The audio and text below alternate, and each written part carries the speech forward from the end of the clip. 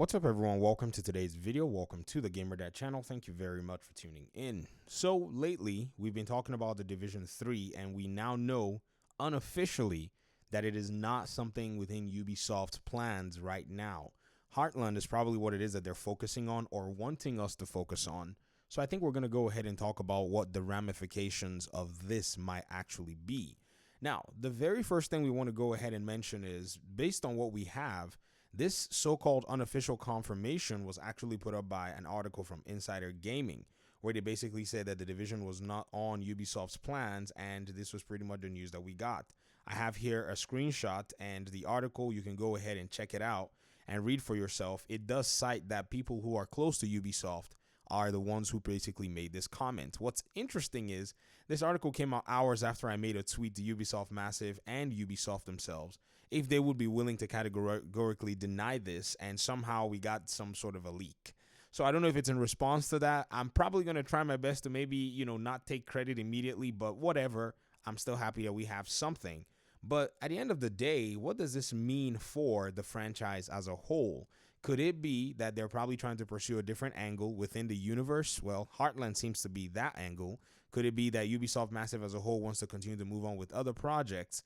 The answer is possibly Heartland is going to be what they have for now, and if they have any other plans, they'll let us know. One thing about Ubisoft is they won't let you know what it is they don't want you to know, and what it is they want you to know, they'll let you know. But this was kind of weird because usually I would think that they would come out and just say this is where we are right now and, not go through, say, another source.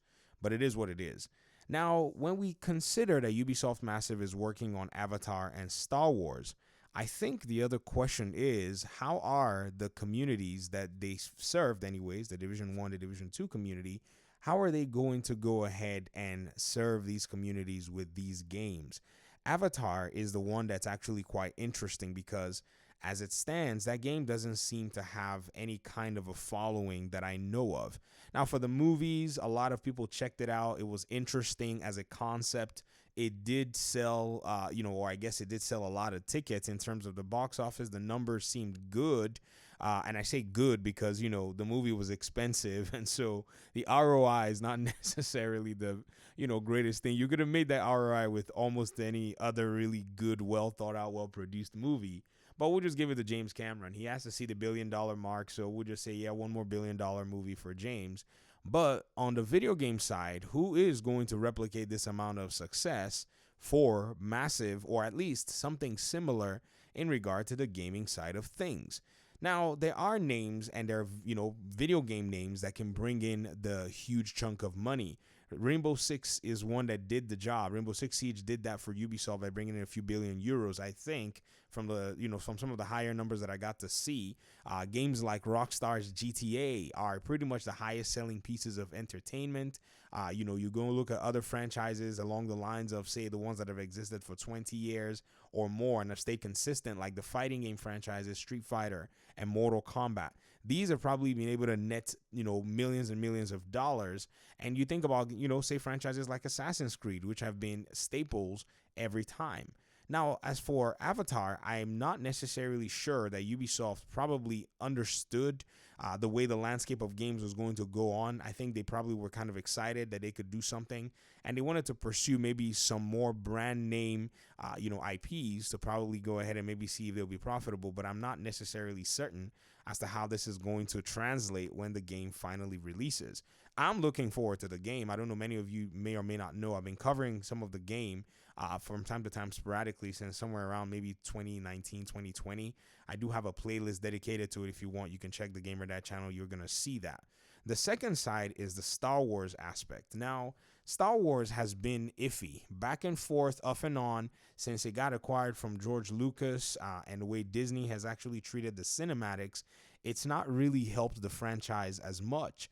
Even with The Mandalorian and the way things were going, there were issues that did stem from basically having, say, some characters and their real life, persons get banned, or in a sense, I won't say banned, get removed from casting within Star Wars because they maintained personal positions, which rubbed off wrong on these Star Wars communities as a whole. Because, one thing about fandom is, for the most part, core fandom doesn't necessarily give a hoot what a lot of these so-called actors and individuals are engaging, and as long as they're not engaging in something that is, absolutely abhorrent that we know of, I mean, we don't know what they do, usually people just want to separate the characters from the artists. So seeing the way Star Wars got treated and the way Star Wars got handled for the most part in terms of The Mandalorian has really put off a lot of fans, just seeing the way the reactions are. Then even before that, you go back to the Star Wars trilogy movies with the, Rise of the Skywalker and The Force Awakens and all of these other titles. For many Star Wars fans, which I'm not really a big one, many have said that these movies did not represent their visions of what Star Wars could be. So the fandom right now is kind of torn and not as united as it once was, when fans used to pretty much do things before Disney acquired them for just the sake of love of the franchise. So Ubisoft betting on a Star Wars project right now is kind of interesting, and how that plays out is also uncertain with all these circumstances all across the board. And then you also have finally the community that is, the Division community. This is a community that has also carried a lot of what Massive has done. Ubisoft Massive cannot be what Ubisoft Massive is without its community of gamers from the Division. This is why I think they're making Heartland. They want to make sure that, this community has something to go on before we actually eventually, maybe see what the future holds. Or if they're not going to go for it, then they have Heartland that's going to probably just continue carrying the brand in the most, I would say, in the heaviest way possible. And so how are they going to, be able to reconcile the way their fans actually perceive all of this, where they're actually spending time and resources on these uncertain IPs, and then somewhere, somehow, the fans don't necessarily know if anything or how things are going to play out? Because as much as we are looking forward to Heartland, the one thing that's missing is a release date. So more uncertainty upon us, uncertainty on top of everything that we're looking at. Now, if you were to maybe say, if this whole thing was in my own care, what would I do? If I was the custodian of the Tom Clancy universe, of the Tom Clancy franchise, how would I approach things? Well, I think the answer is quite clear. You see, the Division 2 right now is in a really interesting sense, placed in a weird position because it's still running on the past generation of consoles, yet it has the capability, it has the graphics, the looks, and even the modern appeal to be able to look as good as or better than games that would probably be coming out in today's day and age. Aesthetics-wise, Division looks great. It looks very, very good. And it plays, in my opinion, well when it plays well. When it's not buggy or having issues, the game plays very well. It has a really cool premise. And, at the end of the day, it's all a matter of how it is, companies see profitability for the most part. So here's something a lot of fans have said. They've said, why not merge a Division 1 and a Division 2 game? And at the same time, some have said, why not do a remake of the first Division game?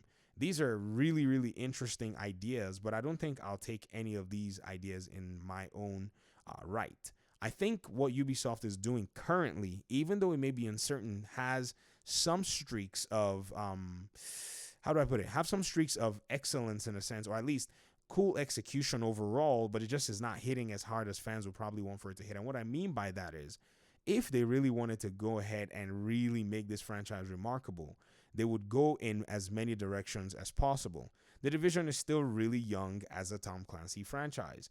Ghost Recon, Rainbow Six, these other Tom Clancy games have received multiple iterations in the past. So with the Division, we have the first game, we have Division 2, Resurgence, which is a mobile game, Heartland, which is coming out very soon. So that's 4 titles once all of this stuff drops.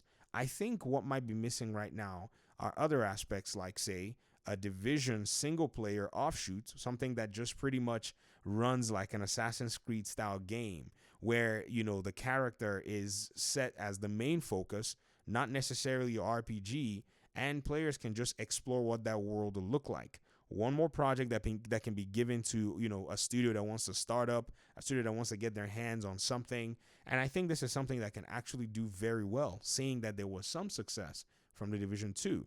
Now, you may wonder, but, where will the resources come from? Well, that's where I said, things are not hitting as hard because, remember, the X-Defiant team was going to be making a Tom Clancy X-Defiant game before that kind of got really weird and everybody was like, man, just remove the Tom Clancy name from this thing, and then they switched it up to X-Defiant. This is probably the caliber of team that would have maybe thrived in making a video game like that in order to continue the universe, overall. And then as for the Division 2 itself, potentially, if they want to continue to expand the game and leverage what the new generation of consoles are capable of bringing, or whatever you have in terms of PC hardware, then I think this is probably one of those opportunities where they can go ahead and probably start to say, we're going to be, in a sense, moving away from the support of the PlayStation 4 and Xbox consoles, as we're getting more consoles available for everybody now in terms of the new generation. Now, this is something that may be controversial, but if it's possible to, run new content on the old console, then by all means, it'll be nice for them to keep doing it.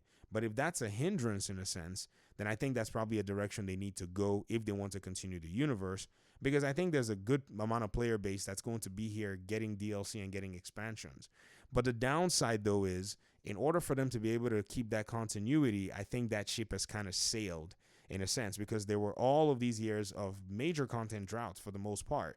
And they even wanted to go ahead and stop supporting the game, and then they decided to go back and support the game. So all of what's taken place in that interim has been quite strange overall for the community. So overall, I think what we're seeing here is probably a miscalculation in regard to management. I think Ubisoft has probably spread itself as an entire publisher with all of its studios so thin in taking on these projects that, for the most part, may seem fashionable, but as things are changing, may continue to prove a little bit uncertain. Because yes, there is a huge fandom for, your Star Wars game and so on and so forth. And, there might be huge fans of the Assassin's Creed genre, but they're moving the Assassin's Creed genre back to the old school genre, which will probably alienate the fans that were already dialed in to the new RPG, variation that they pulled off with Origins, Valhalla, and, Odyssey. So this is going to be really strange and weird. And I don't necessarily want to throw out everything right now and say, the management has been bad management. I want to kind of just wait and see, because you never know. The landscape may change and things may tilt in favor in the next few years of Ubisoft. But for now, it doesn't necessarily seem like we're looking at some things that may be really phenomenal in breaking for the studio. Gaming is changing. Fans and consumers are changing. But at the end of the day, we'd like to see how all this is going to play off. So I want to hear your thoughts in the comment section. Now that we have this news, what is it that you think about all of this so far? I appreciate your time and audience. Thank you very much for watching the video, and hopefully we'll talk pretty soon in another one. Peace out.